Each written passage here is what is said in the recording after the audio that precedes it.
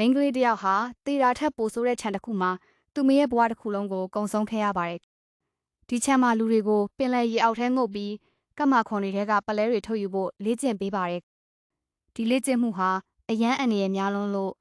ရေငုပ်သမားအများအပြားဟာအသက်ဆုံးရှုံးခဲ့ကြရပါတယ်။အဲ့ဒီမိန်းကလေးဟာဒီခြံကနေထွက်ပြေးဖို့အိမ်မက်မက်နေပါတယ်။တနေ့မှာတော့ခြံကြီးကြက်ရင်မှုကကြေညာလိုက်တာကအန္တရာယ်များတဲ့ဒွန်ဝန်ရေကန်ကနေပလဲတစ်လုံးယူလာနိုင်သူကိုကြီးမားတဲ့ဒီဆုလက်တွေပေးမယ်လို့ဆိုပါတယ်။ဒွန်ဝန်ရေကန်ဟာ